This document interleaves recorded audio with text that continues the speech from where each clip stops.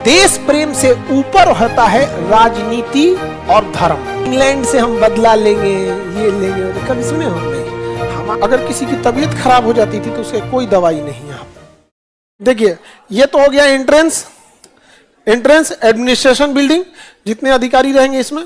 और ये दिख रहा है 3 फ्लोर का, सबका एक कमरे में एक कैदी रहता था। इतना सख्त कानून रहता था, समझ में। एकदम भयानक ये जेल था, काला पानी की सजा दी जाती थी। और इसमें सजा कैसे मिलती थी समझिए। अभी जेल में क्या है कि आपको समाज से काट दिया जाता है और अंदर रहिए आप, वहां आपको सजा दी जाती थी। अगर किसी की तबीयत खराब हो जाती थी तो उसके कोई दवाई नहीं यहाँ पर।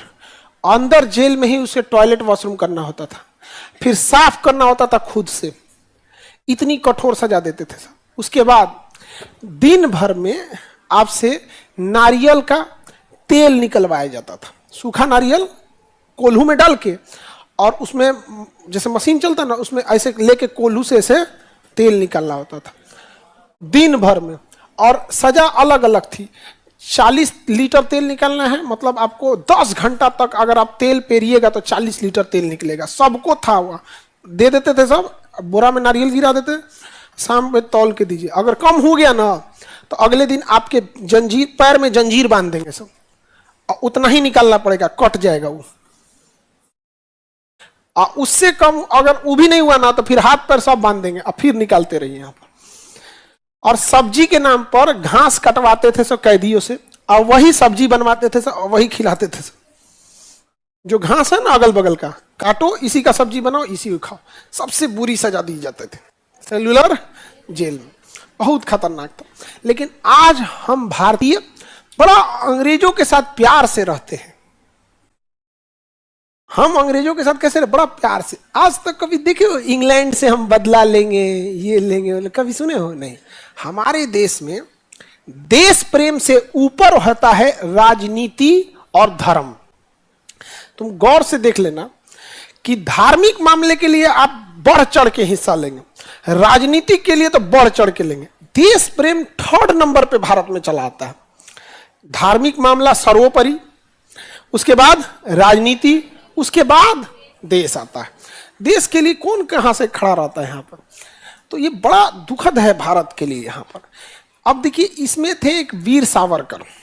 अंडमान निकोबार पोर्ट का भी नाम है वीर सावरकर इंटरनेशनल एयरपोर्ट। अंडमान निकोबार में जो पोर्ट है, उन्हें यहाँ रखा गया था। तो कोयला लेके, कोयला से दीवालों पे स्वतंत्रता का क्या लिखे थे, इतिहास लिखे थे, कुछ श्लोक वगैरह लिखे थे। अंग्रेज बाद में उसको क्या किए, सब मिटा दिए सब। बाद में वीर सावरकर ने ना मर्सी अपील किया, दया याचिका लिखा यहाँ पर। तो 3 बार 4 बार दया याचिका लिखा, तो अंग्रेजों ने उनकी सजा को माफ कर दिया और शर्त रखा कि आप कोई भी आंदोलन में भाग नहीं ले सकते। तो आंदोलन में भी भाग नहीं लिए। उसके बाद अभी वर्तमान में देखिएगा ना तो राजनीति इस पे होती है। तो कुछ लोग कहते हैं कि वीर सावरकर को भारत रत्न मिलना चाहिए। तो मिलना चाहिए तो दे दो भाई, हम हाथ पकड़ के कोई बैठाया है, नहीं समझे। राजनीति में काम क्या होगा पता है, जो काम करना होगा वो करेंगे सब, लेकिन 6 महीना पहले से उसका ढोल पीटा है। भाई आपको भारत रत्न देना, आप नोबेल पुरस्कार देना, आप दे दीजिए, कौन मना कर रहा है। लेकिन कंट्रोवर्शियल चीज क्या हो जाती है कि वीर सावरकर जब माफी लिखे तो उसके बाद एक वर्ग का ये कहना है, तो भगत सिंह भी तो माफी लिख सकते थे। तो आप एक ही कैटेगरी में दोनों को कैसे ला सकते हैं कि एक माफी लिख के अपनी सजा माफ करा लिया और एक फांसी पे चढ़ गया, माफी नहीं मांगेंगे, फांसी पे चढ़ जाएंगे। तो दोनों को आप एक ही कैटेगरी में कैसे ला रहे हैं। लेकिन आप समझते हैं राजनीतिक विचारधारा हम बोल रहे हैं वो सही है, चुपचाप तुम मान लो, अदरवाइज में तुम विरोधी हो गए। दूसरा, अंग्रेज उन्हें पेंशन देते थे, 20 रुपए या 25 रुपए पेंशन था उस समय। 20 रुपए 25 रुपए बहुत ज्यादा होता था। तो अंग्रेज किसी को पेंशन क्यों देगा भाई। भगत सिंह को तो नहीं दिया, सुभाष चंद्र बोस को तो नहीं दिया, उनको तो टेंशन दिया। तो ये थोड़ा सा कंट्रोवर्शियल हो जाता है कि वो जब वो अंडमान निकोबार जेल में नहीं गए थे तो बहुत लड़े थे अंग्रेजों से, बहुत, इसमें कोई दो राय नहीं है कि बहुत बहादुरी से लड़े। लेकिन जेल के आने के बाद वो कोई राजनीतिक काम में भाग नहीं लिए थे। समझ में आ गया। तो सेलुलर जेल अंडमान निकोबार में लॉर्ड मेयो गया था, तो एक अफगान सैनिक भाला घोंप दिया उसको। लॉर्ड मेयो की मौत कहां हुई थी? अंडमान निकोबार में। किसकी? लॉर्ड मेयो की।